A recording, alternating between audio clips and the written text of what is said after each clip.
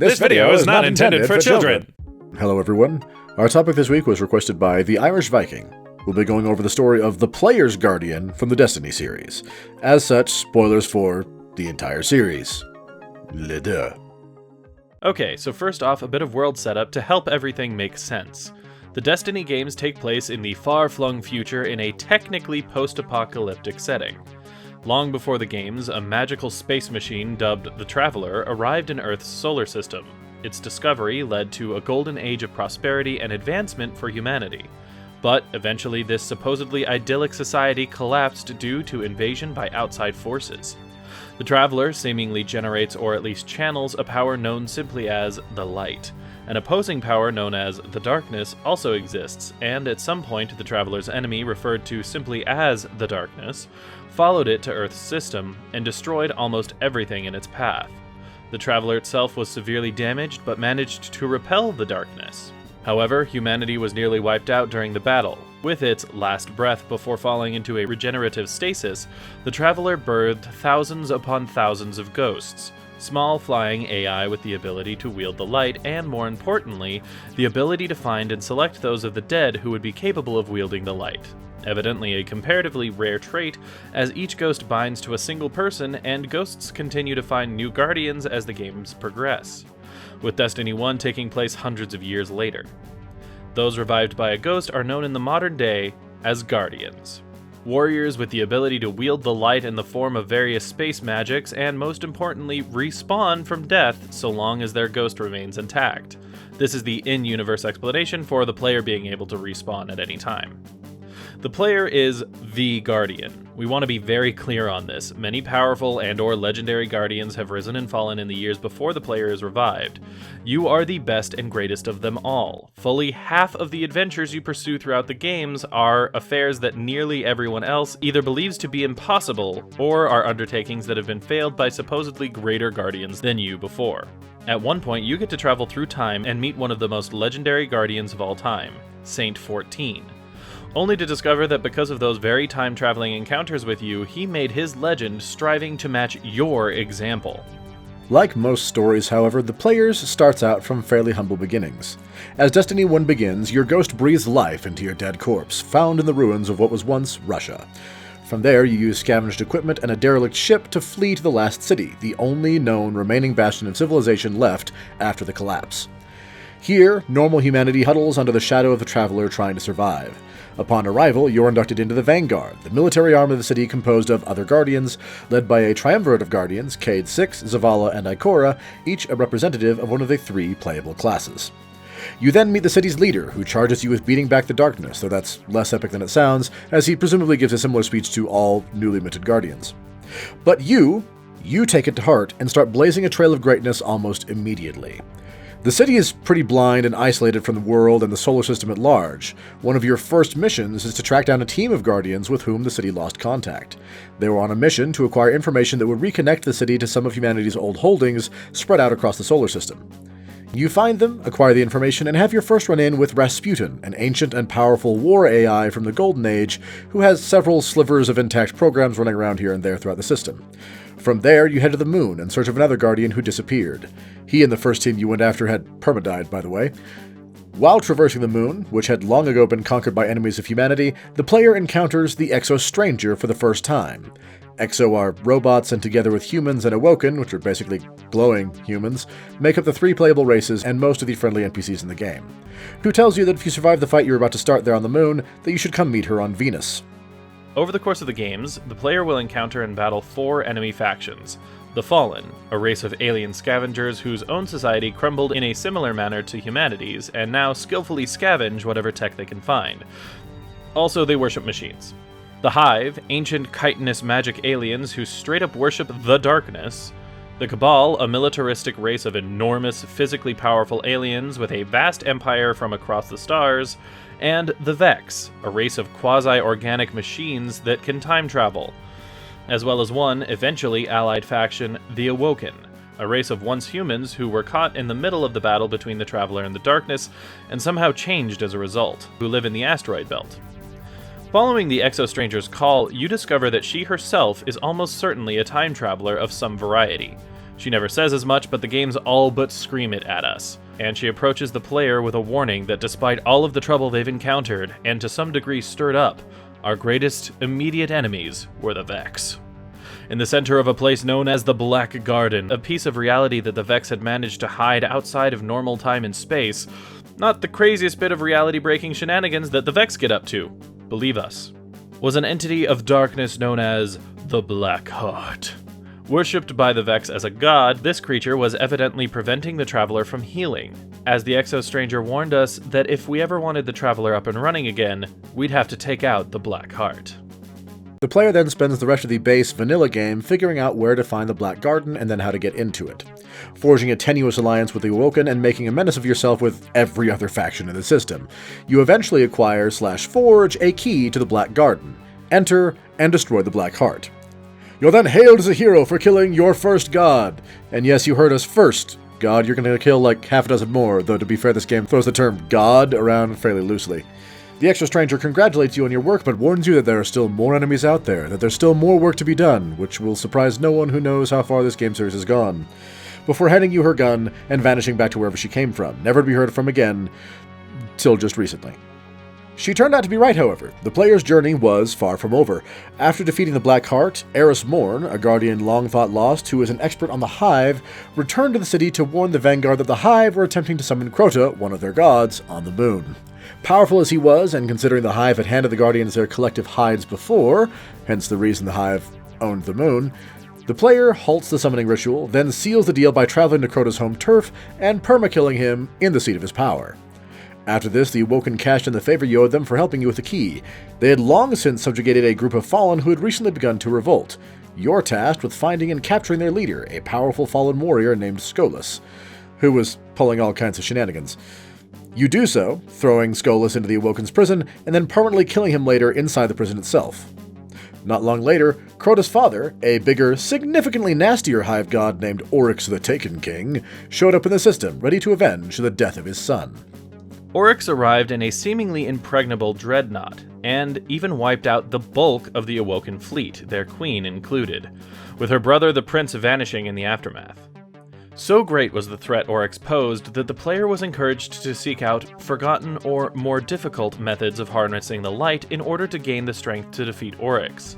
The player acquired these new powers, and then, using Eris's ship and a cloaking device acquired with the help of Cade 6, the player sneaks aboard Oryx's ship, establishes a beachhead to allow further forays into the ship by other Guardians, and then proceeds to kill Oryx. Twice. First his normal mortal body, before finding out that since he's a big Hive god, he can only be perma-killed in his personal demiplane.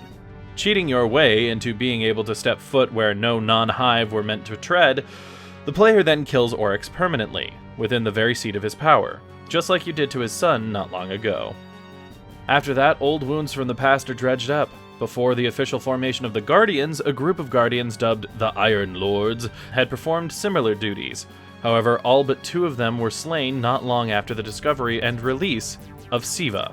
Siva was a strain of nanotechnology from the Golden Age that consumed, destroyed, or rebuilt anything it touched. The Iron Lords, unable to destroy or control it, sacrificed all but 2 of their number in order to seal it away, decades before the game began.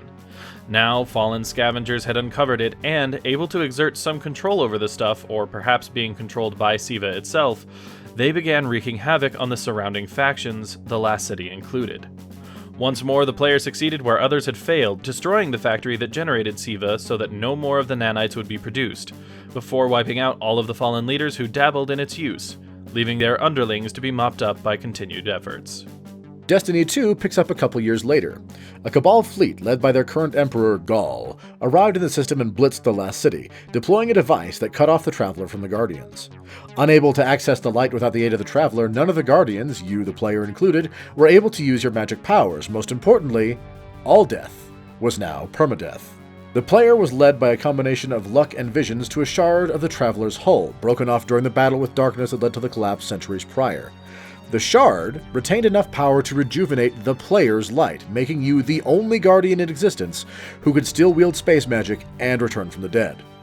Using this, now unique, power, your reputation for getting things done, and generally being awesome, you collect the leaders of the Vanguard who'd all split up across the star system after the sacking of the last city, each of them either planning a counterattack or pouting off on some planet.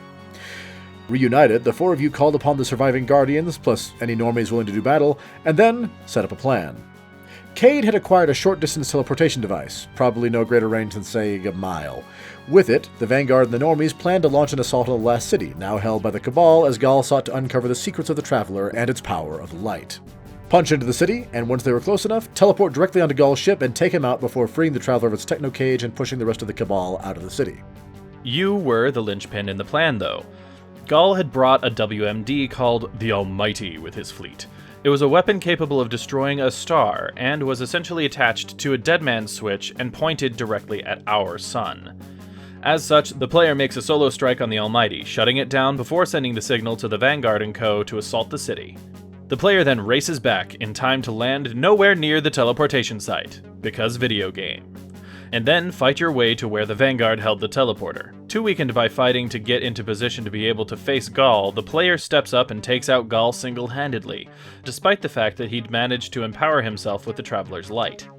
The fight ends with Gaul pulling some bastardization of respawning, but something about this whole process allowed the Traveler to awaken from its long slumber. It destroyed Gaul, sending out a pulse of light so powerful, it awoke forces of darkness sleeping just outside of the galaxy. But adventure still awaited around the corner for the player. Osiris, another legendary guardian of old, and one of the Vanguard's previous leaders, enlisted the player's help. The Vex had a massive simulation machine called the Infinite Forest that allowed them to theoretically test and predict every conceivable outcome of every conceivable action that could be taken. The Vex leader in charge of the forest had used this capacity to figure out a system of event responses that would ultimately lead to the Vex wiping out all of their enemies, the last city included, and existing uncontested in the future. Osiris had discovered this, but was trapped within the forest. He sent out a message, and with the player's help, Osiris was freed. The Vex in charge of the forest was destroyed, and Osiris took up guardianship over the forest, both to use it for his own ends, and to prevent the Vex from using/rediscovering that particular set of future guidelines. The player would also later help Osiris pull Sate-14 out of the forest and into the present, something Osiris had literally spent theoretical lifetimes trying and failing to do. Afterward, the war AI Rasputin's central core was discovered and attacked by a Hive worm god, the beings that empowered the rest of the Hive. Joining forces with Rasputin and another Guardian no one had seen in a while, the player slew yet another Hive god, while securing Rasputin's aid and defending the solar system in the process. The player's next campaign of note starts on a very low one. Called to assist with a prison breakout in the Awoken's maximum security prison, the player and Cade 6 proceed to kill their way through the prison, gunning down escaped and armed prisoners.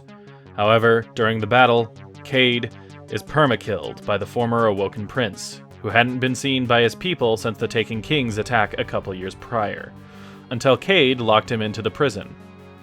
In response, the player sets out alone in pursuit of Cade's killers, the prince and the fallen generals with whom he'd fled the prison. The other Vanguard leaders were devastated by Cade's loss. Akora demanded they throw the entirety of the Vanguard's might at the prince and his generals. Zavala, the Vanguard's actual leader, shot that idea down, proclaiming very simply and very logically from the stance of a military commander in charge of the only remaining bit of human civilization that the Guardians were not meant to conquer, raid, or pillage. Their purpose was to defend humanity, nurture it, and let it grow. Launching an attack like that could invite danger to those they were supposed to protect by leaving them undefended. So, when the player states that you're going after the prince in retribution for Cade's death, the narrative tries to get the player to question whether what you're doing during this expansion is right, or whether you're going too far. But all of the arguments fall flat because you're doing exactly what you've always done up to this point. While it's true that Guardians are protectors, that everything the player has done up to this point was to save the last city, you, personally, are always the tip of the spear. The player never mans the battlements in defense of the city. The player is always the one sent out to counter an enemy attack, sometimes before it can be launched, or to dive deep into enemy territory to cull the enemy's leaders. Nothing about this situation was any different, and as such, that piece of narrative feels oddly out of place, at least to the two of us. Regardless, you take out each of the prince's generals, and finally the prince himself. It is then revealed there at the end that the prince believed his sister, the queen, was alive, and he believed that everything he did was at her behest as she guided him to free her from imprisonment. It turned out that the prince was being tricked by a magic space genie dragon, because that's a thing, that had been corrupted by Oryx the Taken King prior to his death. The player then slays said space dragon, but with its dying breath it used its magic genie powers to curse the awoken kingdom, trapping it into a sort of quasi-time loop which has yet to be resolved. After dealing with all of that, Eris called the player back to the moon, where a great fortress had been erected by the Hive around a ship. A ship that looks exactly like the ones that were hiding outside the galaxy, and that were awoken by the blast of the Traveler's light when it freed itself from Ghal's imprisonment. Cutting your way through the Hive's defenses, the player enters the ship and faces nightmares of past enemies before being confronted by what is clearly either the darkness equivalent of the Traveler or the creatures that work directly for it, the Guardians of Darkness or something, where you see in a vision one of these entities speaking to you while wearing your face, flanked by more of these ships, proclaiming that they are the coming salvation, with further events in the game continuing to foreshadow the impending arrival of what are presumably those darkness ships. Finally, a new expansion, Beyond Light, is dropping this September that heralds the return of the Exo Stranger, who, based upon the trailers, calls you, Eris, and the Drifter, an ex-Guardian who's provided trials to help train you for this upcoming fight, to battle a new threat. Whether it's the looming darkness or another is unknown. But we do know that with this newest expansion, you, the player, are going to get your first taste of wielding the darkness in defense of the last city. And that's basically the story of The Player, the greatest Guardian of the Destiny series. We hope you enjoyed this video. If you did, please leave us a like and maybe share it with someone you know might like it. If you have ideas for videos you'd like to see in the future, do like The Irish Viking and let us know in the comments down below.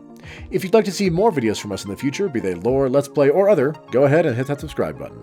In the meantime, this has been True Masters and Morons, signing off. Thanks for watching this video. If you'd like to see more like it, hit that subscribe orb. To see our last Let's Play, click or tap the link on the right. For our last lore video, click the link on the left. Thank you to all of our patrons for making these videos possible. Thanks for watching, and we'll see you next time.